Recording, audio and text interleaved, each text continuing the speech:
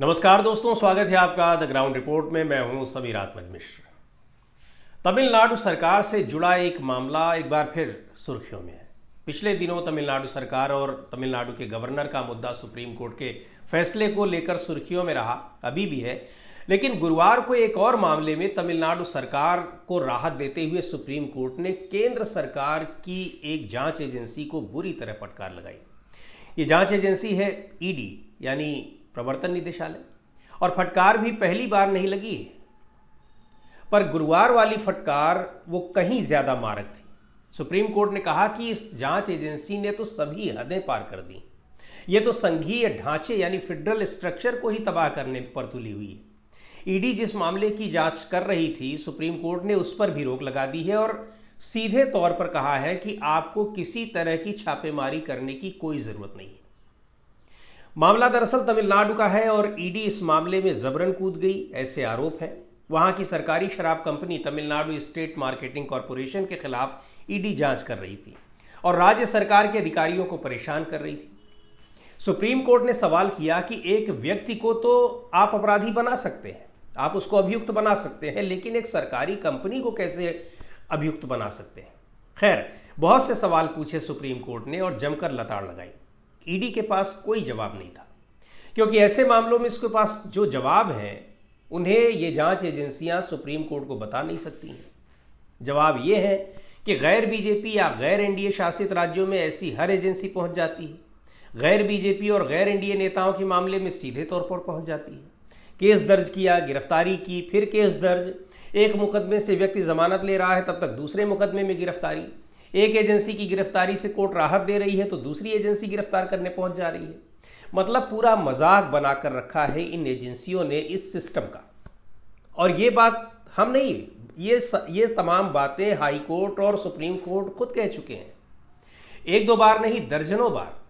याद करिए, अरविंद केजरीवाल की जमानत का मामला हो, मनीष सिसोदिया की जमानत का मामला हो, हेमंत सोरेन की जमानत का मामला हो। अभी हाल ही में नेशनल हेराल्ड मामले में सोनिया गांधी और राहुल गांधी के मामले में भी कोर्ट ने कहा कि पहले पूरा पेपर तो तैयार करके लाओ, इतनी भी कौन सी जल्दी है। दरअसल पिछले 10 साल में ईडी और सीबीआई जैसी जांच एजेंसियों ने अपनी साख बुरी तरह खोई। राजनीतिक दलों से जुड़े नेताओं के खिलाफ इन्होंने जितने मामले दर्ज किए हैं उनमें से करीब 90% मामले विपक्षी नेताओं के खिलाफ हैं। और इन मामलों की गंभीरता भी इसी से समझी जा सकती है कि इनकी सफलता दर यानी जो सक्सेस रेट है, कन्विक्शन रेट है, वो 0 से भी नीचे है।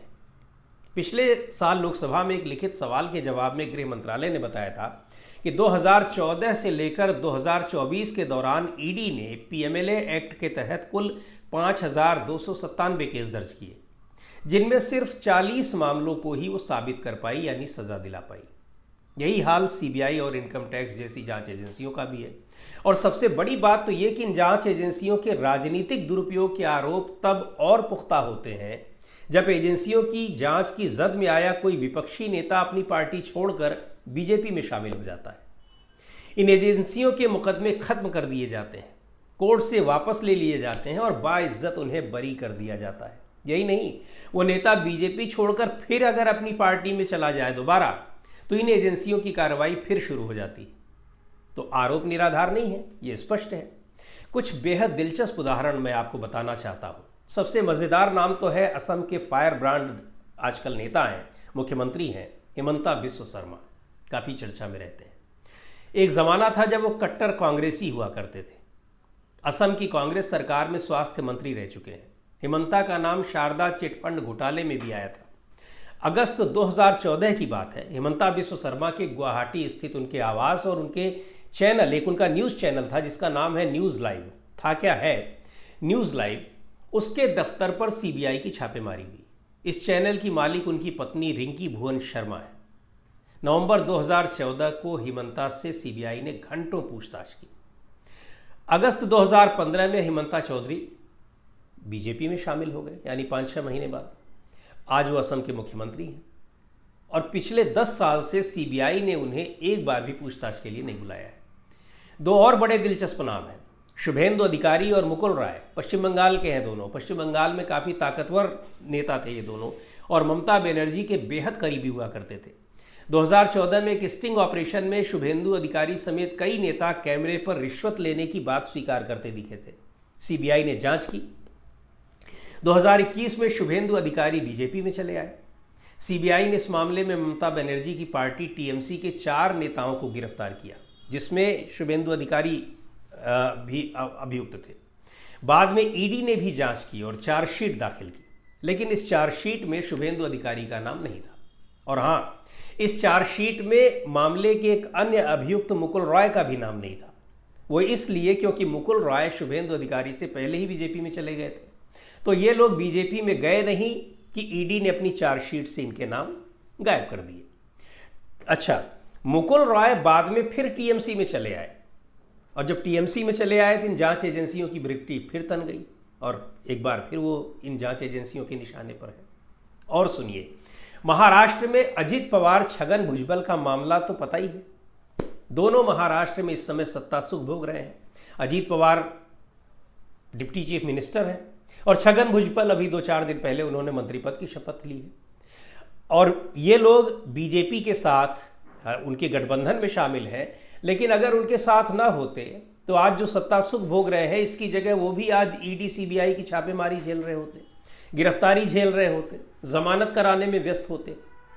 तो अच्छा, एक बात और भी है, इन जांच एजेंसियों की टाइमिंग भी बड़ी दुरुस्त रहती है। किस नेता की अपनी पार्टी में हैसियत बढ़ रही है, जिम्मेदारी बढ़ रही है, कद बढ़ रहा है, लोकप्रियता बढ़ रही है, ऐसे मौके देखकर अपराध की लिस्ट पहुंच जाती है। नेता अपनी ही पार्टी में बना रहा तो जांच एजेंसियां अपनी कर्तव्य निष्ठा दिखाती रहती हैं, और नेता ने अगर इसी बीच पार्टी बदल दी, वो बीजेपी में चला गया, तो जांच एजेंसियां कार्यसिद्धि समझकर पीछा छोड़ देती हैं। प्रवर्तन निदेशालय बनाया जिस उद्देश्य से गया था उसकी भी एक बार पड़ताल कर ली जाए। प्रवर्तन निदेशालय की नींव पड़ी थी 1 मई 1995 को, जब विदेशी मुद्रा विनियमन अधिनियम यानी फेरा, फॉरेन एक्सचेंज रेगुलेशन एक्ट 1947, इसके तहत वित्त मंत्रालय में एक प्रवर्तन इकाई का गठन किया गया। 1957 में प्रवर्तन इकाई का नाम बदलकर प्रवर्तन निदेशालय कर दिया गया। 1960 में प्रवर्तन निदेशालय का प्रशासनिक नियंत्रण आर्थिक मामलों के विभाग से राजस्व विभाग के पास आ गया। आज भी इसका प्रशासनिक नियंत्रण वित्त मंत्रालय के तहत आने वाले राजस्व विभाग के पास है। 1991 में आर्थिक उदारीकरण का दौर था। आर्थिक उदारीकरण की जब प्रक्रिया शुरू हुई तो फेरा कानून को निरस्त कर दिया गया। 1 जून 2000 को विदेशी मुद्रा प्रबंधन अधिनियम यानी FEMA, foreign exchange management act, वो उसने इसकी जगह ली। उसकी जगह पर यानी फेरा की जगह पर फेमा आ गया। 2002 में अंतर्राष्ट्रीय मानकों के अनुरूप prevention of money laundering act 2002 ये कानून लाया गया। 1 जुलाई 2005 से ईडी को इस कानून को लागू करने का काम मिला। यानी ईडी वो जांच एजेंसी थी जो prevention of money laundering act को लागू करने की एजेंसी बनाई गई। पीएमएलए क्या है जिसके तहत कार्रवाई करती है ईडी, ये जानना भी बहुत ज़रूरी है। दरअसल prevention of money laundering act या 2002 यानी पीएमएलए, इसमें उस वक्त की अटल बिहारी वाजपेयी सरकार इसको लेकर आई थी। 2005 में ईडी को इस कानून के इस्तेमाल की अनुमति मिली। उस वक्त देश में यूपीए की सरकार थी, मनमोहन सिंह प्रधानमंत्री थे। तो ये कानून जो है, ये आपराधिक कानून मनी लॉन्ड्रिंग को रोकने के लिए और मनी लॉन्ड्रिंग से जो आय अर्जित की जाती है उसको जब्त करने के लिए लाया गया था गलत तरीके से। ईडी को पीएमएलए के प्रावधानों को लागू करने की जिम्मेदारी दी गई है। इसके लिए उसे जांच करने, संपत्ति को अटैच करने, अभियुक्तों के खिलाफ मुकदमा चलाने और विशेष अदालत के आदेश से संपत्ति जब्त करने का अधिकार मिला हुआ है ईडी को। अच्छा, यहाँ ये जानना भी बड़ा ज़रूरी है कि मनी लॉन्ड्रिंग है क्या। तो ये बहुत आसान भाषा में इसको कुछ इस तरह से समझा जाए कि गैर कानूनी तरीके से बड़ी मात्रा में जो पैसा अर्जित किया जाता है, धन अर्जित किया जाता है, और फिर उसको फाइनेंशियल सिस्टम में डाल दिया जाता है ताकि वो ब्लैक मनी व्हाइट मनी में कन्वर्ट हो सके। इसी को मनी लॉन्ड्रिंग कहते हैं। सीधे तौर पर कहें तो गैर कानूनी तरीके से कमाई गई ब्लैक मनी को व्हाइट मनी में बदलने की जो प्रक्रिया है वो मनी लॉन्ड्रिंग है। इन तरीकों से ही कई बिजनेसमैन, भ्रष्ट अधिकारी, माफिया नेता करोड़ों रुपए लेकर अरबों रुपए तक के फ्रॉड करते हैं। होता नहीं है कि इतना पैसा लेकर ये जा कहाँ रहे, तो उसी का एक जरिया है कि उसको लिया कहीं गैर कानूनी तरीके से, उसके बाद फिर कहीं उसको इन्वेस्ट कर दिया किसी दूसरे तरीके में, और वो फिर ब्लैक से वाइट मनी हो गई। और ये सब करने के लिए बहुत सारे प्रोफेशनल्स होते हैं जो उनकी मदद करते हैं। लेकिन ईडी जिस तरह से कार्रवाई करती है और विवादों में रहती है तो लगता है कि वो केवल नेताओं पर ही कार्रवाई कर रही है, और वो भी विपक्षी नेताओं पर ही। लेकिन ऐसा है नहीं। ईडी उन लोगों के भी खिलाफ कर रही है जो तमाम दूसरे लोग हैं, हाई प्रोफाइल लोग हैं, जैसे नीरव मोदी, मेहुल चोकसी, इस तरह के लोगों के खिलाफ भी ईडी जांच कर रही है। लेकिन जांच में कर क्या रही है, जांच का असर कितना है, और जांच के माध्यम से वो क्या इन लोगों को कभी सज़ा दिला पाएगी, कन्विक्शन रेट उसका जो है उसको देखते हुए, तो फिर ये सारी चीज़ें बड़ी संदिग्ध दिखती हैं। और इसकी पूरी कार्यप्रणाली ही इस तरह से लगता है कि वो बेमतलब है। केवल ये जो आरोप लगते हैं कि वो विपक्षी नेताओं को निशाना बनाने के लिए या फिर उनसे राजनीतिक बदला लेने के लिए, परेशान करने के लिए ही इन एजेंसियों का उपयोग हो रहा है, प्राइमा फेसी देखकर यही लगता है। तो जो ये हाई प्रोफाइल लोग हैं, ये विदेशों में जिस तरीके से ईडी जांच तो कर रही है, लेकिन विदेशों में जिस तरह से ये लग्जरी लाइफ जी रहे हैं, उसको देखकर ऐसा लगता नहीं कि ईडी की कार्रवाई का इनके ऊपर कोई असर पड़ रहा है और ईडी इनके खिलाफ आखिर में जाकर कुछ कर पाएगी या फिर इनको सज़ा दिला पाएगी। बहरहाल देखते हैं क्या होता है। लेकिन ईडी की कार्यप्रणाली संदिग्ध रहती है, लगातार रहती है, और यही वजह है कि सुप्रीम कोर्ट तक पहुंचते पहुंचते उसको इसी तरह कई बार बार फटकार मिलती रहती है। तो दोस्तों, आज के इस वीडियो में इतना ही। अगले वीडियो में फिर मिलेंगे एक नए विषय के साथ, एक नए मुद्दे के साथ। द ग्राउंड रिपोर्ट के यूट्यूब चैनल को आपने अब तक सब्सक्राइब न किया हो तो ज़रूर कर लें। हमारे वीडियोज़ को लाइक करें, शेयर करें और अपने सुझाव भी हमें ज़रूर भेजें।